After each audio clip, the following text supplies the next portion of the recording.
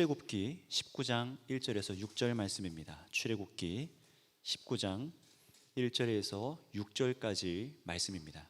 함께 있습니다. 시작. 이스라엘 자손이 애굽 땅을 떠난 지 3개월이 되던 날 그들이 시내 광야에 이르느니라. 그들이 르비딤을 떠나 시내 광야에 이르러 그 광야에 장막을 치되 이스라엘 거기 산 앞에 장막을 치니라. 모세가 하나님 앞에 올라가니 여호와께서 산에서 그를 불러 말씀하시되 너는 이같이 야곱의 집에 말하고 이스라엘 자손들에게 말하라. 내가 애굽 사람에게 어떻게 행하였음과 내가 어떻게 독수리 날개로 너희를 업어 내게로 인도하였음을 너희가 보았느니라. 세계가 다 내게 속하였나니 너희가 내 말을 잘 듣고 내 언약을 지키면 너희는 모든 민족 중에서 내 소유가 되겠고 너희가 내게 대하여 제사장 나라가 되며 거룩한 백성이 되리라. 너는 이 말을 이스라엘 자손에게 전할지니라. 아멘. 오늘은 이 읽은 본문을 가지고 하나님의 나라를 두시는 곳이라는 제목으로 설교를 좀 나누겠습니다. 하나님의 나라를 이뤄가는 것이 하나님의 약속이셨고 창세기부터 요한계시록까지의 계속 중심적으로 나타나는 하나님의 비전이라고 말을 할 수가 있습니다. 바로 이 일을 위해서 하나님께서는 이 땅 가운데 새로운 인류 공동체, 새로운 가족, 새로운 사회를 세우셨는데 그게 무엇입니까? 바로 교회라는 것입니다. 그 일을 위해서 하나님께서 교회 공동체를 세우셨죠. 저와 여러분도 바로 그러한 교회로 이 자리에 부름받아서 그 은혜로 이 자리에 있습니다. 그렇다면 한 가지 질문은 바로 이것이에요. 예수님께서 자신의 몸된 교회를 두시는 곳은 어디인가? 라는 겁니다. 제가 이 질문을 조금 바꿔서 다시 말씀드리겠습니다. 교회가 과연 어떠한 환경 가운데 있어야, 교회가 어떤 환경 가운데 있어야 생명력이 넘치고 하나님 나라를 위해서 제 역할을 할 수 있을까라는 것입니다. 오늘 이 질문을 잘 생각하면서 한번 생각하고 들어보셨으면 좋겠어요. 그래야지 저와 여러분들이 이 한 주간 살아가실 때 오늘 설교 듣고 그냥 잊어버리고 마음대로 살아가는 것이 아니라 정말로 오늘 설교 말씀 때문에, 오늘 본문 말씀 때문에 여러분의 삶을 새롭게 발걸음을 디딜 수 있기 때문에 그렇습니다. 자, 우리가 이에 대한 대답을 성경에서 오늘 찾아볼 텐데요, 오늘날 교회들이 쉽게 생각할 수 있는 이 환경들, 그런 것들과 이 성경이 말하는 것을 비교해 보면서 우리의 마음가짐과 믿음이 좀 새로워졌으면 좋겠어요. 자, 오늘 말씀을 보시면은 이스라엘 백성들을 하나님께서 애굽에서 이제 출애굽하게 하신 거죠. 애굽에서 떠나 3개월쯤 되는 시기입니다. 이제 광야 생활이 3개월쯤 되었다라고 생각하시면 돼요. 한번 정말 그런지 1절 말씀을 한번 읽어볼까요? 함께 1절 말씀 읽겠습니다. 시작. 이스라엘 자손이 애굽 땅을 떠난 지 3개월이 되던 날 그들이 시내 광야에 이르느니라. 아멘. 자, 이 말씀은 조금 영적인 의미를 담고 있는데요, 이 죄악을 떠났다라는 것을 전제합니다. 애굽을 떠났다라는 것은 그 당시에 죄악에서 종살이하던 것에서 떠났다라는 것을 성경 전체에서 그렇게 의미를 잡고 있습니다. 그래서 교회가 된다는 것을 처음에 뭐라고 말할 수 있냐? 교회가 된다는 것은 죄악과 단절한 것을 의미해요. 정확히 말하면 죄악의 종로로 하던 것에서 떠난 것이 바로 교회입니다. 그리고 하나님께서는 이들에게 오늘 뭐라고 명령하시냐면은 2절, 3절 말씀에 뭐라고 하시는지 한번 계속 읽어볼까요? 3절 말씀입니다. 시작. 모세가 하나님 앞에 올라가니 여호와께서 산에서 그를 불러 말씀하시되 너는 이같이 야곱의 집에 말하고 이스라엘 자손들에게 말하라. 네, 3절에 뭐라고 말씀하십니까? 이제 시내산에서 하나님께서 이 백성들을 그냥 내버려 두시지 않고 언약을 맺으세요. 뭘 맺으셨다고요? 언약을 맺으셨어요. 여기서 두 번째로 알 수 있는 것은 무엇이냐면 교회는 그저 자유롭게 방치된 우리끼리 공동체가 아니라 하나님의 은혜의 법 아래에 이 살아가는 사람들이 되었다라는 거예요. 이 시내산 계약을 잘 보시기 바랍니다. 은혜의 법 아래 자신의 교회를 두셨어요. 자, 제가 왜 은혜의 법 아래에 살아가는 것이 교회라고 말씀드렸는지 이유를 우리 5절 말씀에서 한번 찾아 읽어보도록 하겠습니다. 5절 말씀도 이어서 읽겠습니다. 시작. 세계가 다 내게 속하였나니 너희가 내 말을 잘 듣고 내 언약을 지키면 너희는 모든 민족 중에서 내 소유가 되겠고. 아멘. 자, 하나님의 백성으로 사는 방법이 이제 5절 말씀이 나옵니다. 교회가 살아가는 방법도 오늘 이 5절 말씀과 다르지 않아요. 똑같다고 생각합니다. 무엇입니까? 하나님의 음성을 따라, 하나님의 언약을 지켜 살아라. 굉장히 단순한 명령이죠. 어떻게 하라고요? 하나님의 음성을 듣고 어떻게 하라고요? 따르라 라는 것입니다. 자, 그런데 여기서 오해하시면 안 되는 것이 그저 율법을 지켜서 열심히 노력해서 너희가 구원 얻는 백성이 되라 라는 것이 하나님의 진의가 아니라고 지난 수요 설교 말씀에 설교를 드렸습니다. 하나님께서는 율법을 지키며 살아가는 데 있어서 야, 율법대로 그냥 살아가 라고 법을 주신 것이 아니에요. 제가 앞에서 은혜의 법 아래 살아간다. 교회는 은혜의 법 아래 살아간다고 말씀했어요. 왜 그런지 더 정확히 알기 위해서는 4절 말씀을 좀 읽어볼 필요가 있습니다. 4절 말씀을 다 같이 읽겠습니다. 시작. 내가 애굽 사람에게 어떻게 행하였음과 내가 어떻게 독수리 날개로 너희를 업어 내게로 인도하였음을 너희가 보았느니라. 아멘. 자, 오늘 4절 말씀에서 중요한 표현 한 가지가 나왔어요. 그것이 무엇일까요? 독수리 날개로 내가 너희를 업어서 출애굽했다라는 거예요. 내가 너를 독수리 날개로 업어서 인도했다. 근데 이 표현이 어디에도 나와 있냐면요, 창세기 1장에도 나와 있습니다. 하나님께서 하나님의 영이 수면 위에 운행하시니라. 여러분 다 알고 계시죠? 처음 태초에 하나님께서 창조를 하실 때 수면 위에 하나님의 영이 운행하시니라, 바로 그 표현과 오늘 표현이 똑같이 되어 있어요. 성령님께서 너희를 인도해냈다라는 표현이에요. 무슨 말씀입니까? 너희 자신의 힘으로 종로로 하던 곳에서 뛰쳐나온 것이 아니라, 너희의 힘으로 죄에서부터 나온 것이 아니라 내가 너희를 성령의 은혜로 불러냈다라고 말씀하시는 거예요. 그런 이걸 뭐 하라는 거죠? 기억해라 라고 하시는 거예요. 한번 따라 하겠습니다. 기억하라. 여러분, 은혜의 법 아래 살아간다는 것은 바로 이거예요. 내가 내 힘으로 구원받고 내 힘으로 죄의 문제를 해결하고 하는 것이 아니라, 내 힘으로 내가 예쁜 행동을 해서 하나님께서 나를 의롭게 보셔서 나를 건져내신 것이 아니라, 죄악 가운데 살아가고 있는데 우리를 은혜로 선택해서 불러주셔서 내가 너에게 이런 사랑의 법들을 준다. 그러니 뭘 하라고요? 기억하라. 성령의 은혜로 내가 너희를 불러낸 것을 기억하라. 그 은혜를 기억하며 살아가는 거예요. 그래서 율법은요, 그냥 지키라고 주신 것이 아니라, 야, 너네가 은혜를 기억해, 은혜의 법 아래에서 살아가라 라고 하는 의미로 주신 것이라는 겁니다. 여러분, 그러니 하나님의 율법은, 다시 말씀드립니다, 자신들이 은혜로 건진받았고 은혜로 살아있고 은혜에 기적적으로 생명을 얻었다는 것을 기억하면서 그 기쁨 때문에 순종하는 것이 바로 율법이라는 거예요. 내가 다 지킬 수 있다, 이걸 지켜서 내가 의를 이룰 수 있다라는 그런 의미가 아니었죠. 자, 그래서 교회는요, 신약에서도 오늘날 교회도 그랬지만 은혜의 법 아래 살아가는 것이 교회입니다. 자, 이어서 하나님께서는요, 이 은혜의 법 아래 살아가는 저와 여러분들, 이 교회에게 이 구약에서 이미 사명이 무엇인지, 교회의 사명이 무엇인지를 말씀해 주세요. 자, 오늘날 적용해 보자면은, 하나님께서 저와 여러분들을 왜 자신의 백성이 되게 하셨을까에 대한 질문의 해답이 되기도 합니다. 우리 6절 말씀을, 본문 말씀을 읽어보도록 하겠습니다. 왜 우리를 선택해 불러주셨는지, 교회의 사명이 뭔지를 생각하면서 6절 말씀 읽겠습니다. 시작. 너희가 내게 대하여 제사장 나라가 되며 거룩한 백성이 되리라. 너희는 이 말을 이스라엘 자손에게 전할지니라. 아멘. 뭐라고 말씀하세요?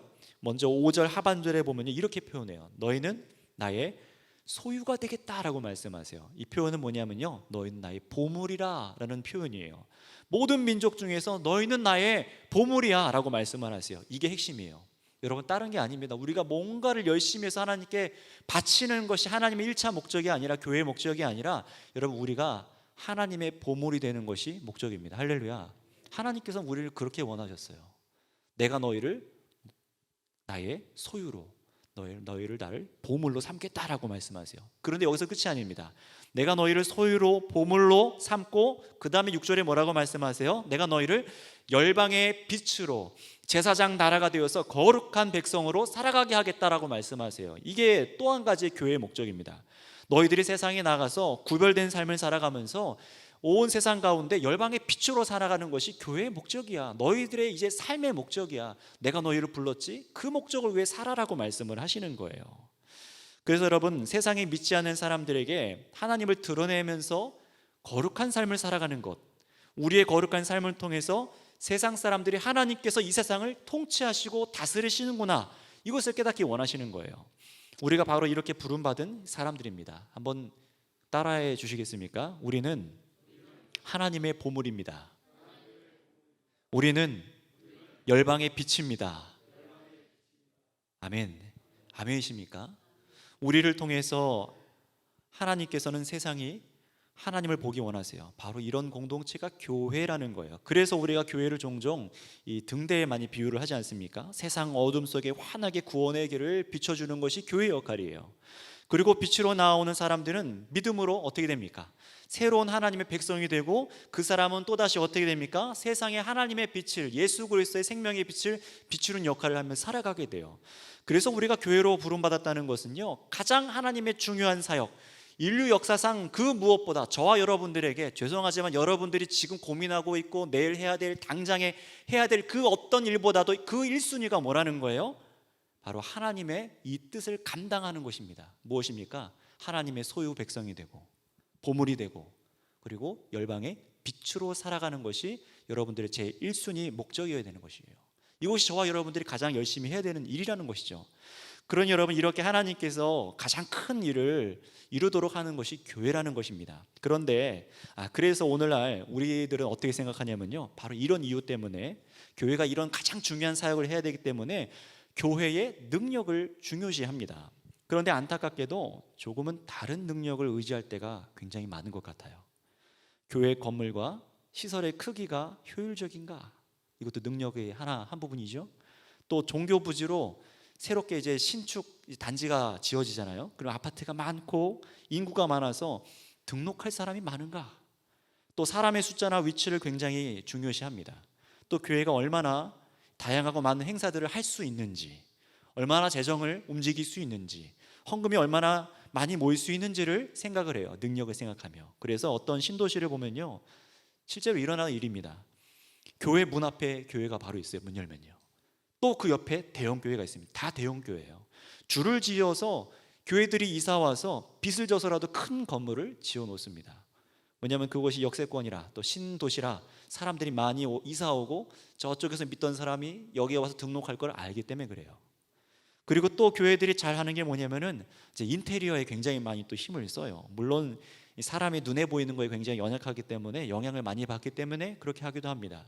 사람이 조금 안 보인다 싶으면은 우리 새롭게 뭔가를 해야겠구나 해서 어떻게 합니까? 교회 내부 인테리어를 새롭게 바꿉시다 하고 재정에 헌금을 해서 어떻게 합니까? 멋지게 바꿔요. 그렇게 하면 새로운 사람들이 이목을 확 잡고 그들이 올 거라고 생각을 합니다. 또 어떻게 합니까? 외부에서 유명한 게스트를 초청해요. 우리 교회는 이 정도 사람을 부를 수 있습니다. 환경적으로나 내부적으로 교회가 가진 능력 이렇게 많이 보여줘요. 외향적으로 보기 좋아야 세상 사람들이 주목하고 올 것이라고 생각을 하는 거예요. 그래서 생각보다 꽤 많은 교회들이 이런 환경에 관심이 많고, 수많은 교회들이 이렇게 많이 해왔습니다. 그런데 여러분, 지금 어떻습니까? 역세권이든 아니든, 신도시든 아니든, 인테리어가 신식이든, 엘리베이터가 있냐, 에스컬레이터가 있느냐, 있든 없든, 행사를 많이 하든 상관없이 코로나로 인해서 더 이상 그런 것이 중요한 것이 아니게 되었습니다. 사람들이 교회를 부정적으로 보는 시선도 굉장히 많아졌고요. 전도하려고 해도 교인이 다가가는 것조차 싫어합니다. 그래서 이번에 어떤 지역적인 것이나 건물이나 환경적인 것을 생각을 하다가, 그런 능력을 생각하다가 이제는 어떤 것을 생각합니까? 정부 정책에 따라서, 또 사람들의 사회적인 인식이나 이 코로나라는 질병이, 이 환경이, 이런 환경이 교회에 굉장히 커다란 영향을 미치는구나라는 것을 우리가 지금 인식하고 있어요. 피부로 느끼고 있잖아요. 실제로 교회가 놓여있고 처한 환경에 따라서 굉장히 많은 영향을 받고 있어요. 지금 우리도 마찬가지죠. 그래서 교회가 놓여있는 지역, 건물, 정부, 정책, 여론과 민심, 경제적인 문제나 질병과 같은 환경 모두가 이게 맞아 떨어져야 교회가 되겠구나라는 생각이 우리 안에는 은연중에 있는 것 같아요. 많은 사람들이 이런 것을 겪으면서 그래서 어떡합니까? 하루빨리 좋은 환경이 되게 해달라고 기도합니다. 저도 역시 기도하고 있어요. 환경이 좋아야 교회가 교회답게 행사도 하고 전도도 하고 부흥도 하고 교회의 역할을 제대로 할 수 있다라고 생각을 하기 때문에 그래요. 그런데 여러분, 성경을 읽다 보니까요, 오늘 본문을 특별히 보다 보니까, 또 사도행전 말씀을 보니까요, 하나님께서 자신의 교회를 두신 곳의 환경이 우리가 금방 생각하고 말했던 그런 환경과는 너무 다른 것 같아요. 다시 말하면은 하나님께서 이스라엘 백성들을 부르셔서 교회가 되게 하신 곳이 어디냐? 여러분 어디일까요? 오늘 본문 다시 1절 말씀을 읽어볼까요? 19장 1절 말씀입니다. 시작. 이스라엘 자손이 애굽 땅을 떠난 지 3개월 되던 날 그들이 시내 광야에 이르느니라. 아멘. 이들이 어디에 이르렀다고요? 광야라는 겁니다. 한번 따라하겠습니다. 광야. 네, 이건데 여기서는 그냥 광야라고 되어 있는데요, 정확히 성경에서는 뭐라고 표현되냐면 광야 교회라고 말씀하고 있어요. 한번 따라해 보겠습니다. 광야 교회. 이 광야 교회라고 하는 이유는 제 표현이 아니라 성경이 그렇게 말합니다. 그저 출애굽해서 광야에 모인 백성들, 광야는 통과 의례, 빨리 사라져야 될 어떤 그런 통과해 버려야 될 어떤 관문이 아닙니다. 목적지는 가나안 땅이니까 이 광야 같은 생활을 빨리 좀 참고 가나안 땅, 역세권, 비옥하고 환경이 살기 좋은 곳에 이르러서 교회를 해봐 라고 하나님께서 말씀하지 않으셨어요. 정말 그런지 이 본문을 잠깐 접어두시고요, 사도행전으로 넘어가겠습니다. 사도행전 7장 38절 말씀입니다. 신약성경 7장 38절 말씀입니다. 한번 다 같이 찾아보겠습니다. 말씀을 듣고 읽고 여러분 확인하시기 바랍니다. 사도행전 7장 38절 말씀 다 같이 읽겠습니다. 시작.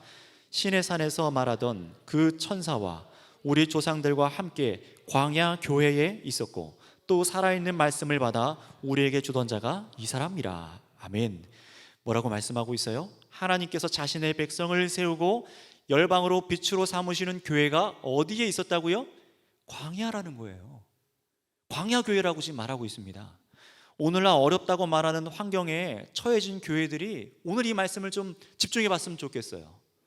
비옥한 땅, 사람이 많고 많이 올 수 있고 많이 만날 수 있고 제자가 없으며 환경적으로 어려움이 없는 곳에 교회가 세워지기 원하잖아요.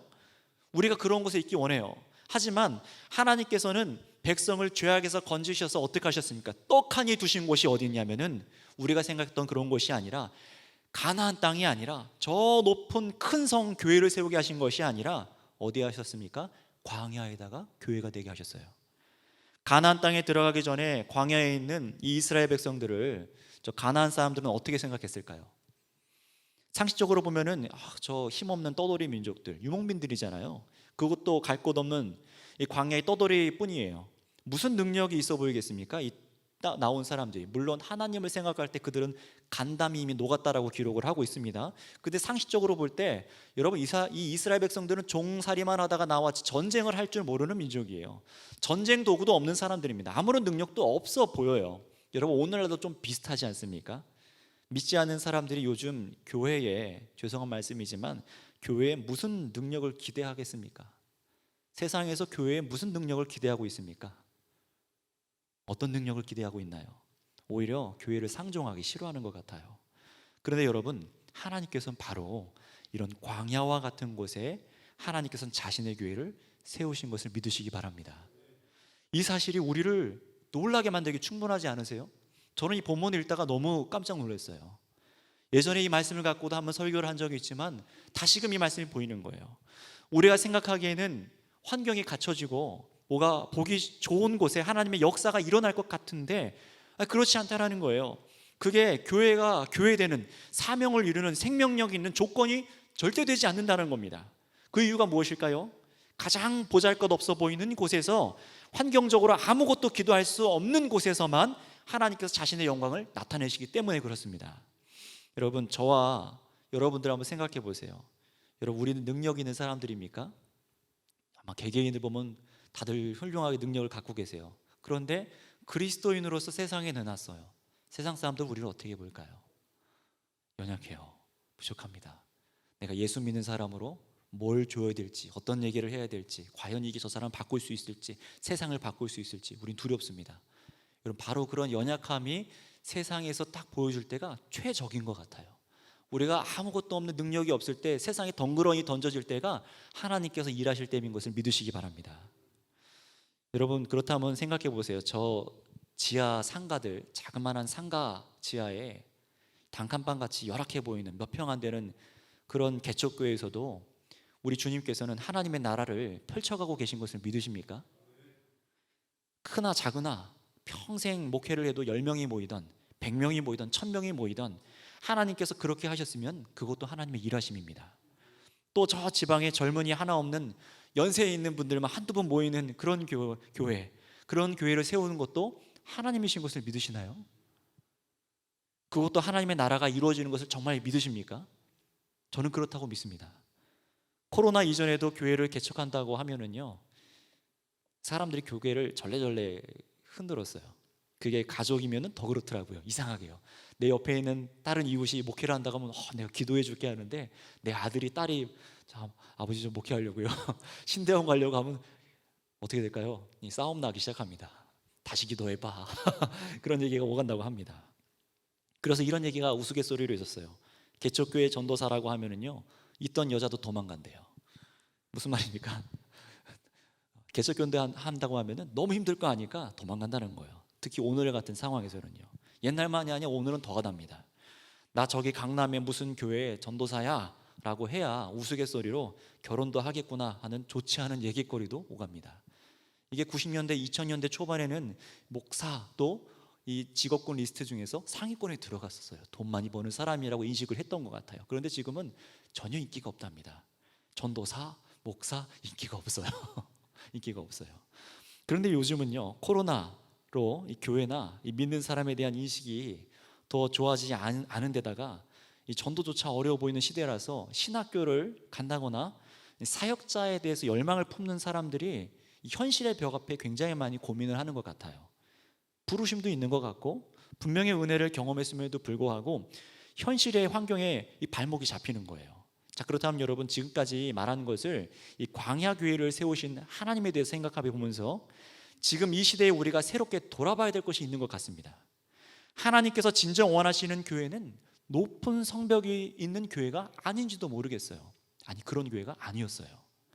하나님께서는 오히려 하나님을 찾아 부르지도 않고, 그리고 정말 견딜 수 없는 열악한 환경이 있는 곳에 첫 교회를 세우셨습니다. 광야에 세우셨어요. 애굽에서 먹던 음식도 먹지 못해요.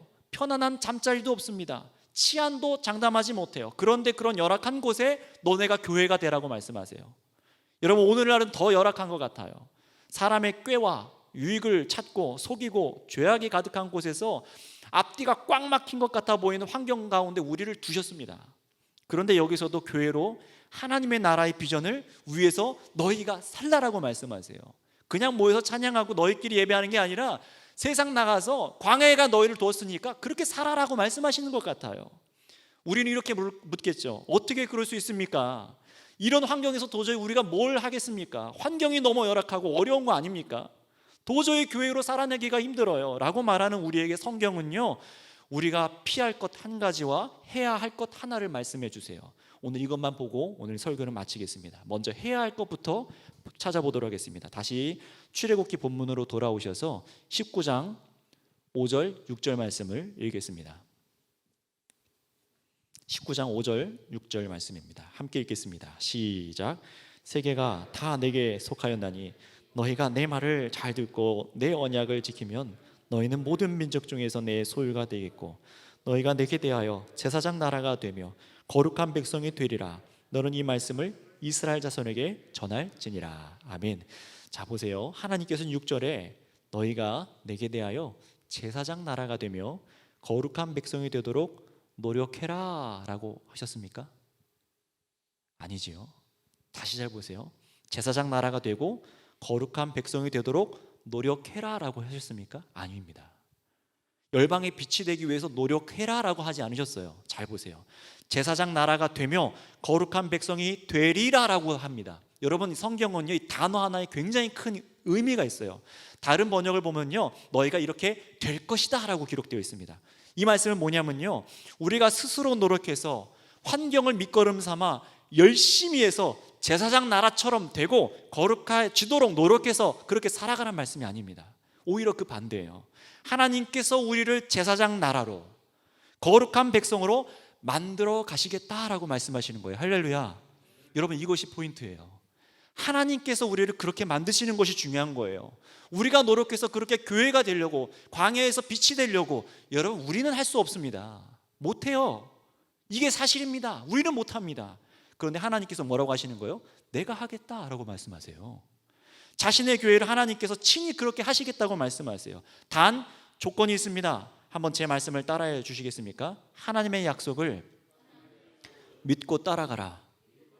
아유, 뻔한 거 아닙니까? 아니요, 이게 가장 중요해요. 하나님의 약속을 믿고 따라가라는 거예요. 근데 이거를 제일 못하죠. 하나님께서 이스라엘 백성을 출애굽하고 요구하신 것도 그저 율법에 순종해라, 노력해라, 죽도록 충성해라고 말씀하지 않으셨어요. 뭐라고 하세요? 은혜를 베푸신 하나님에 대해서 신뢰하고 믿어라 라고 말씀하셨죠. 마찬가지로 오늘 우리에게는요, 예수 그리스도를 통해서 우리를 구원하신 하나님을 믿는 것이 주어졌어요. 은혜가 주어졌습니다. 끝까지 신뢰하고 예수님의 음성대로 살아가는 것이 저와 여러분들의 역할이라는 거예요. 못한다, 어렵다, 아무것도 할 수 없다가 아닙니다. 여러분 다시 한번 5절을 다시 한번 자세히 한번 읽어보겠습니다. 5절 말씀입니다. 시작. 세계가 다 내게 속하였나니 아멘. 너희가 내 말을 잘 듣고 내 언약을 지키면 너희는 모든 민족 중에서 내 소유가 되겠고. 할렐루야. 무엇을 들으라고 말씀하시죠? 이게 바로 우리가 해야 될 겁니다. 하나님의 음성을 잘 들으라라고 합니다. 들으라는 거예요. 저와 여러분들이 하나님의 음성을 들으래요. 하나님의 음성, 나의 말을 잘 듣고라고 말씀하시면 이게 우리가 해야 될 조건입니다. 어려운 것인가요? 그분의 음성을 듣는 거예요. 그렇다면 여러분, 우리는 주님, 예수님의 음성을 들어야만 합니다. 그분의 말씀에 집중하라는 거예요. 읽고 듣고 묵상하고 우리 주님의 뜻에 집중하는 것입니다. 환경이 아니라, 환경을 내 힘으로 바꾸는 게 아니라 듣고 살아가는 거예요. 예수님의 음성에 집중하고 그 말씀을 따라 좌로나 우로나 치우치지 말라는 겁니다. 그럴 때 하나님께서 어떻게 하신다고요? 너희가 내 음성을 들을 때 하나님께서 우리를 자신의 소유로, 제사장 나라로, 열방의 빛으로 하나님께서 친히 쓰시겠다라고 말씀하시는 거예요. 그러니 여러분, 어려운 것입니까? 도저히 안 되겠는데요가 아니죠. 나는 하나님의 음성을 듣겠습니다.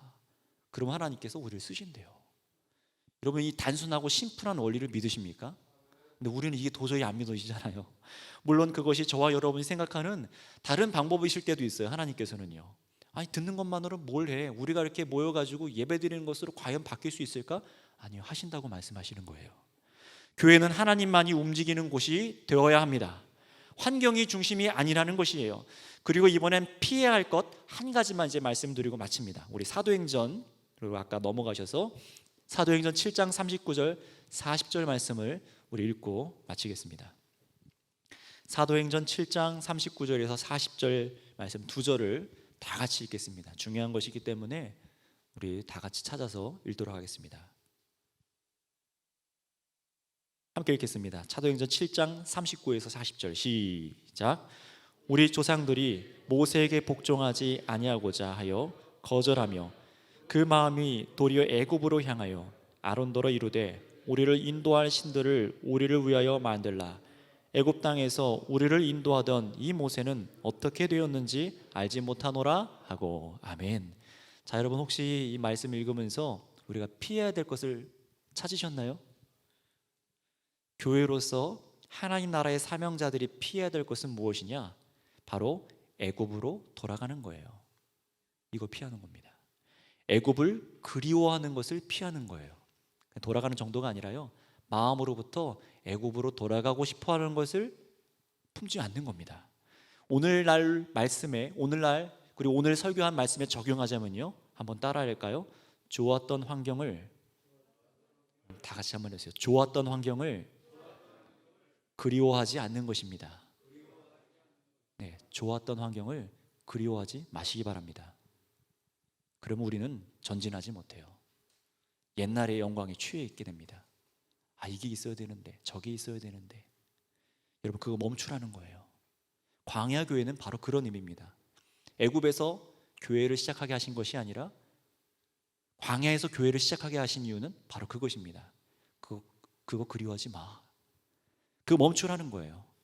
40절 말씀에 다시 보시면은 광야에서 교회로 살아가는 것이 싫었던 사람들이 있어요. 나는 이런 환경 너무 싫어. 빨리 좋은 환경으로 가고 싶어하는 애굽, 이집트를 그리워했던 사람들이 있었어요. 그런 마음을 품었던 사람들이 굉장히 많았던 것 같습니다. 그리고 자신들을 인도할 신을 만들어 달라고 아론에게 떼를 쓰기 시작해요. 기적을 척척 보여주던 모세가 시내산에 올라가서 안 내려와요. 죽은 것 같아요. 물도 바위에서 막 터져 나오게 하고 막힌 길도 뻥뻥 뚫어대던 모세가 안 보입니다. 환경적으로 우리가 살아갈 환경을 풍요롭게 책임져 줄 것 같던 인도자가 눈에 안 보이니까 두려운 거예요. 그래서 자신들을 인도할 신을 만들어 달라고 얘기하죠. 환경적으로 잘 풀어줄 그런 길로 인도해가 신을 만들어 달라는 거예요. 당장 눈앞에 대령하라는 겁니다. 이런 백성들의 죄악의 마음이 눈에 보여지는 금송아지로 만들어진 것뿐입니다. 그게 우리가 잘 알고 있는 출애굽기 금송아지 사건이죠. 사랑하는 우리 하나님의 사명 공동체 여러분, 사명 공동체 이해하시죠? 같이 죽고 같이 사는 겁니다. 사명 공동체예요. 사랑하는 사명 공동체 여러분, 우리는 하나님의 나라의 비전에 속했고 그것을 누리고 그것을 살아내는 사람입니다. 그것을 위해 죽어야 될 사람들입니다. 그런데 우리가 현재 처한 상황이 광야와 같다고 생각하지 않으세요? 물론 저 이슬람권이나 북한이나 예수님의 복음을 말하면 당장 목숨을 잃을 수도 있는 그런 류의 광야는 아니에요. 하지만 이 비대면에 소그룹 활동도 못하고 성경 공부도 만나서 못하고 전도도 대면으로 하지 못하고 행사와 식사도 하지도 못하고 교회에 대한 여론은 좋지 않은 이 상황도 충분히 광야와 같다고 말할 수 있을 것 같아요. 이런 때에 우리는 어떤 마음을 품어야겠습니까? 우리를 좋은 환경으로 얼른 놓아주셔서 교회로 살아가게 해주세요. 그러면 우리가 잘할 수 있을 것 같습니다. 여러분, 그 마음일까요? 성경은 말씀합니다. 광야에서 너희가 내 말을 잘 들으면, 여기까지예요. 우리가 광야와 같은 상황에서 교회로서 살아갈 방법은 여러분, 주님의 말씀을 듣고 신뢰하며 지키며 살아가는 것입니다. 굉장히 단순하지요. 그래서 우리가 이런 환경에서도 두려워하지 않으셨으면 좋겠어요. 오히려 저는 오늘 말씀을 읽으면서 우리 마음 가운데 회개의 마음과 주님에 대한 말씀을 더욱 신뢰했으면 좋겠습니다. 바다 위 물에서 마태복음을 묵상하다 보니까요, 바다 위에 베드로가 이제 예수님께 걸어가는 장면이 나와요. 예수님께서 바다 위를 걸어오시니까 정말 예수님 맞으면 나 좀 걸어가게 해달래요. 그런데 막 처음에는 막 바다 위를 걸어갑니다.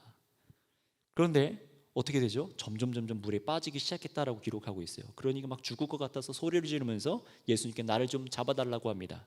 그래서 예수님이 즉시 손을 내밀면서 건져내는 장면이 마태복음에 기록되어 있어요.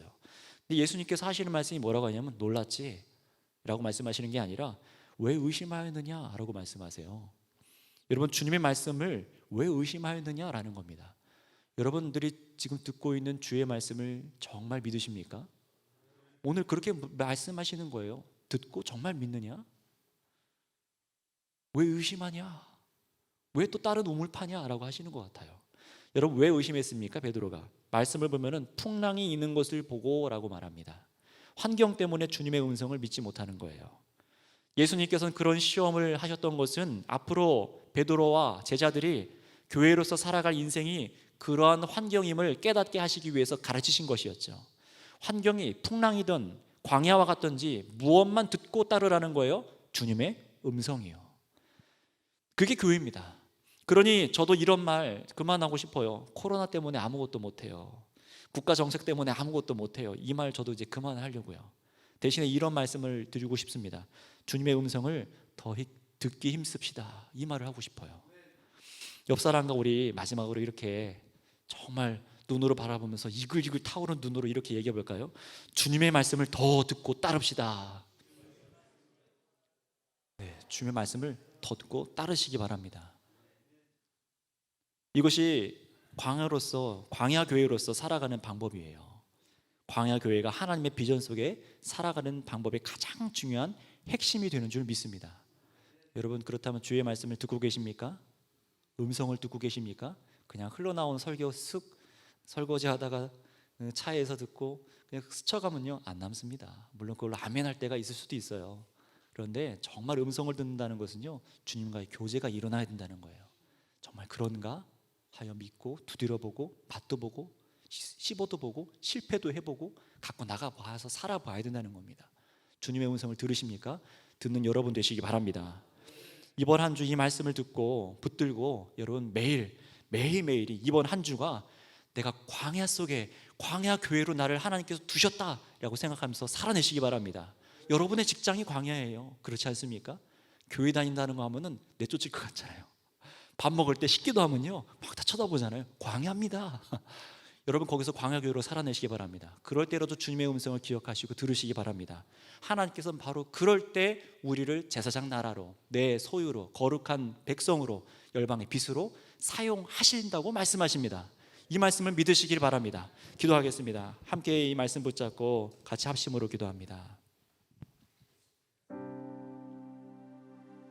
하나님, 환경을 보고 두려워하지 않게 하여 주시옵소서. 광야와 같은 것을 내가 핑계 삼지 않게 하여 주시옵소서. 안락하고 내 마음에 드는 교회가 아니라 하나님의 능력이 드러날 수 있는 교회로 내가 세워지게 하여 주시옵소서. 내가 아니라 하나님이 나를 세워 주시옵소서. 하나님, 우리를 통해 그래서 어떤 광야라도 길을 만드시는 주님을 따라가는 교회가 되기 원합니다. 내 힘이나 환경이 아니라 주님이 우리를 거룩하게 하시며 제사장 나라가 되게 하시며 열방의 빛이 되게 하시니 주님의 음성을 듣고 따라가게 하여 주시옵소서 하고 그렇게 살아가지 않고 마음에 답답한 마음이 있었던 것들, 또 죄악 가운데 불평 불만과 두려워했던 마음들, 의심했던 마음들, 주의 음성에 귀 기울이지 않았던 이 모든 죄악들이 이 시간 회개하시고 주의 음성을 듣고 하나님의 하시는 일을 내가 기대하겠습니다. 믿음으로 함께 주여 부르고 같이 기도합니다. 주여! 오 아버지 하나님, 오늘 이 시간 주의 말씀이 우리를 전진하게 합니다. 하나님, 주의 말씀이 우리를 두렵지 아니하게 하십니다. 하나님, 하나님의 말씀이 우리를 살리십니다.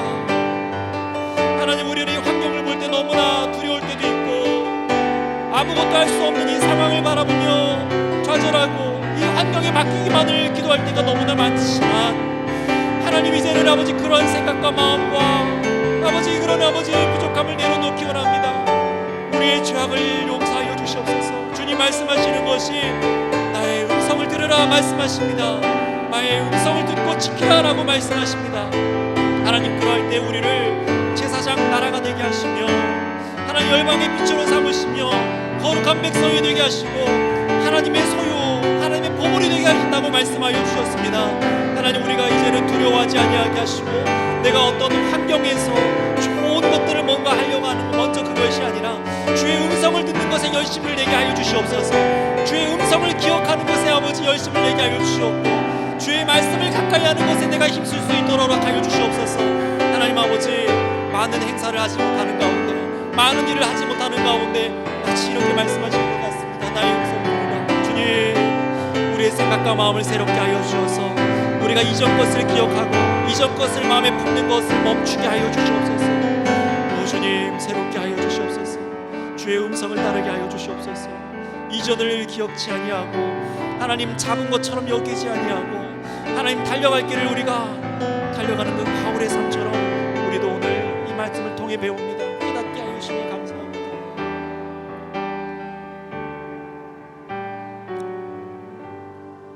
사랑해 주님, 감사합니다. 참 이 환경적인 것들이 사람의 실수로, 한 국가의 잘못으로, 아니면 우리가 알지 못하는 원인 때문에 일어난 비극적인 일이라 생각할 때도 있었으나 그런 것이 아니라 하나님의 통치 가운데, 주권 가운데 있음을 믿습니다. 우리가 많은 행사를 하지 못하고 이전처럼 전도도 원활하게 하지 못하고 여러 가지를 못하는 가운데 있습니다. 근데 마치 이렇게 말씀하시는 것 같습니다. 나의 음성에 귀 기울이라. 많은 것을 좀 내려놓고 내 음성을 들으라 라고 말씀하시는 것 같습니다. 아버지 하나님, 오늘 말씀을 통해 또 깨닫습니다. 주의 말씀을 들으라. 하나님, 우리가 평안할 때가 아니라 광야에서 그렇게 하라고 말씀하신 주님의 음성을 오늘 듣습니다.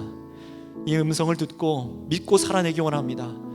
아무것도 할 수 없을 것 같은 이때에 주의 음성을 듣는 자들에게, 그 말씀을 따라 살아가려 하는 자들에게 하나님께서는 거룩하게 하시며 제사장 나라가 되게 하시며 그리고 열방의 빛으로 무엇보다 하나님의 소유로 보물로 삼으시는 것을 믿습니다.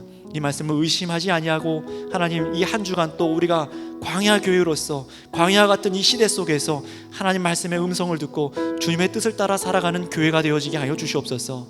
우리 입술 가운데 원망과 불평과 옛 옛것을 그리워하는 마음들을 품지 않게 하여 주옵소서. 애굽으로 돌아가고자 하는 마음, 내가 환경적으로 편했던 것을 그리워하는 것이 아니라 지금 이곳이 하나님이 두신 곳이요, 지금 이곳이, 이 광야가 하나님께서 나를 세우기 원하시는 교회가 되는 자리구나라는 것을 깨달아 살아낼 수 있도록 하나님 담대한 마음과 하나님을 향한 신뢰의 마음들이 오늘 이 자리에 있는 모든 성도들에게, 또 영상으로 예배드리고 있는 모든 성도들에게 하나님 허락하여 주시옵소서. 감사드리며 우리 구주 예수님의 이름으로 기도드렸습니다.